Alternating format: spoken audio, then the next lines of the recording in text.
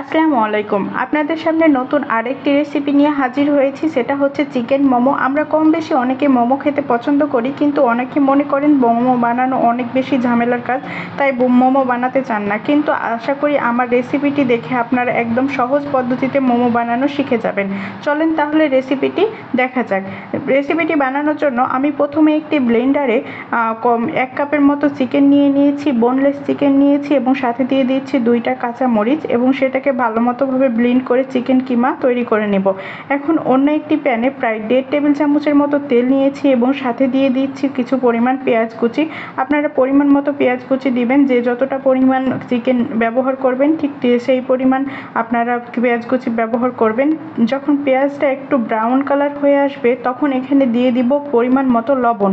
আপনারা যে যতটা চিকেন ব্যবহার করবেন ঠিক সেই পরিমাণ লবণ ব্যবহার করবেন। আমি এখানে হাফ চা চামচ লবণ ব্যবহার করেছি। এখন পেঁয়াজটাকে ভালো মতোভাবে নাড়তে থাকবো এবং সাথে দিয়ে দিব আদা এবং রসুন বাটা। যেহেতু চিকেনটাকে একটু হালকা করে কষাবো, তাই এখানে আমি দিয়ে দিচ্ছি আদা এবং রসুন বাটা এবং পেঁয়াজটাকে ভালো মতোভাবে কষাতে থাকতে হবে। যখন পেঁয়াজটা একদম ব্রাউন কালার হয়ে আসবে এবং একদম লেগে ধরবে তখন আমি এখানে দিয়ে দিব চিকেন কিমা। যে চিকেন কিমাটা করে রেখেছিলাম সেই চিকেন কিমাটা দিয়ে দিব এবং ভালো মতোভাবে নাড়তে থাকবো এবং এটাকে ঝুড়ি ঝুড়ি করে নিব। অবশ্যই ঝুড়ি ঝুড়ি করে নেবেন, না হলে কিন্তু দলা পেকে থাকতে পারে, যেটা ভালো হবে না।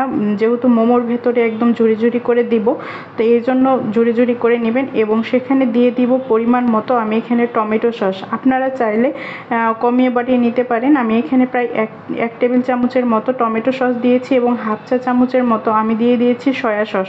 এখন এই মিশ্রণটাকে ভালো মতোভাবে মিশ্রিত করে নিব এবং এখানে চিকেনটাকে ভালো মতোভাবে ভেজে নিতে থাকবো। অবশ্যই ভালো মতোভাবে ভাজতে হবে, না হলে চিকেনের গন্ধ থেকে যাবে। অনেকে আছে যারা কাঁচাভাবে চিকেন নিয়ে মোমোর ভেতরে দিয়ে দেয়, যেটা আমার একদম পছন্দ হয় না। এই জন্য আমি আমার এই রেসিপিটি ফলো করছি এবং সাথে দিয়ে দিচ্ছি আমি এখানে গরম মশলা গুঁড়া, অল্প কিছু গরম মশলা গুঁড়া দিয়েছি এবং যখন চিকেনটা ভালো মতোভাবে ফ্রাই করা হয়ে যাবে তখন নামিয়ে নেব। বেশি ফ্রাই করা যাবে না।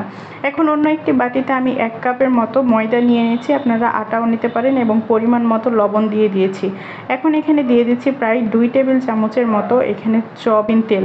আপনারা এখানে যখন দেখবেন যে একদম আটাটা যখন মুঠ বন্ধ করব তখন যখন দলা পেকে আসবে এইরকমভাবে যখন আসবে তখন সেই পরিমাণ তেল দিয়ে দিবেন। আমি এখানে প্রায় 2 টেবিল চামচের মতো তেল দিয়েছি এবং ভালো মতোভাবে তেল এবং আটাটা মিশ্রিত করে নিচ্ছি। এখন আমি এখানে দিয়ে দিচ্ছি পানি, অল্প অল্প পানি দিয়ে একটা ডো তৈরি করে নেব।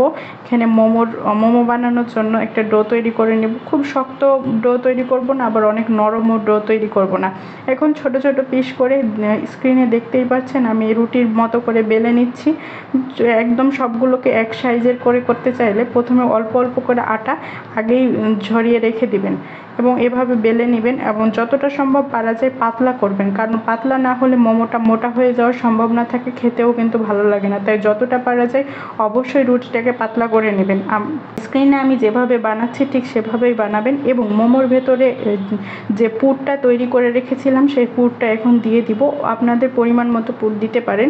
আমি এখানে প্রায় দেখতেই পাচ্ছেন কিভাবে দিচ্ছি এবং দেখেন স্ক্রিনে যেভাবে আমি মোমোর শেপটা দিচ্ছি আপনারাও ঠিক এভাবেই শেপটা দিবেন। আসলে এটা মুখে বলার মতো না কিভাবে শেপ দিচ্ছি, আপনারা স্ক্রিনে দেখবেন। আমি আবার দেখাবো কিভাবে আমি মোমোর শেপটা দিচ্ছি। এই মোমোর যদিও আমি অত পারফেক্টভাবে দিতে পারি নাই, প্রায় যতটা সম্ভব পারা যায় আমি মোমোর শেপ দেওয়ার চেষ্টা করেছি। আবার দেখেন আমি আপনাদের সুবিধার জন্য আবার আরেকটি মোমোর শেপ দেখিয়ে দিচ্ছি, তাহলে যেন আপনারাও ভালো মতোভাবে মোমোর শেপটা দিতে পারেন। সবাই তো মোমোর শেপটা ভালো মতোভাবে দিতে পারে না, আমিও পারফেক্টলি পারি না, কিন্তু যতটা পারি আপনাদের সামনে সেটাই শেয়ার করছি এবং আশা করি আপনাদের কাছে অবশ্যই এই রেসিপিটি ভালো লাগবে। এবং আপনাদের কাছে যদি আমার রেসিপিটি ভালো লেগে থাকে তাহলে অবশ্যই লাইক এবং শেয়ার করতে ভুলবেন না এবং ইউটিউব থেকে যদি দেখে থাকেন তাহলে অবশ্যই সাবস্ক্রাইব করতে ভুলবেন না। এখন রাইস কুকারে আমি পানি ফুটিয়ে নিয়েছি এবং উপরে রাইস কুকারের সাথে যে ঝাঁকার মতো পাতিলটা থাকে তার উপরে মোমোগুলো দিয়ে দিচ্ছি এবং সেটা ঢেকে দিচ্ছি। এখানে প্রায় আমি 20 থেকে 25 মিনিটের মতো স্টিম করে নিয়েছি, তারপর পরিবেশন করছি এই গরম গরম মোমো। খেতে অসাধারণ হয়েছিল, আপনারা চাইলে বানাতে পারেন। আসসালামু আলাইকুম।